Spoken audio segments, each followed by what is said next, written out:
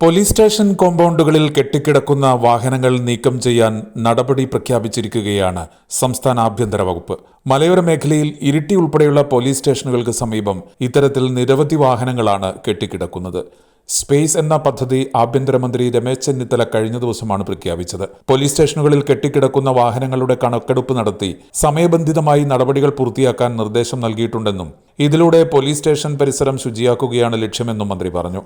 വാഹനങ്ങൾ ലേലം ചെയ്യുന്ന നടപടി നിലവിലുണ്ടെങ്കിലും ഫലപ്രദമായിരുന്നില്ല. Police housing and construction corporation ലിമിറ്റഡിന്റെ നേതൃത്വത്തിൽ കേന്ദ്ര പൊതുമേഖലാ സ്ഥാപനമായ സീറോയുടെ സഹകരണത്തോടെയാണ് റീക്ലെയിം, റിന്യൂ, റിവൈവ് എന്ന ടാഗ് ലൈനിലുള്ള പദ്ധതി നടപ്പാക്കുക. പോലീസ് സ്റ്റേഷനിൽ വിവിധ കേസുകളിൽ പിടിച്ചെടുത്ത വാഹനങ്ങൾ വർഷങ്ങൾ കഴിഞ്ഞിട്ടും ഉടമകൾ ഉപേക്ഷിച്ച് കെട്ടിക്കിടക്കുകയാണ്. ഇത് പൊതുജനങ്ങൾക്ക് ബുദ്ധിമുട്ടാകുന്ന സാഹചര്യത്തിലാണ് തീരുമാനം. ഏജനെറ്റ് ന്യൂസ് ഇരിട്ടി.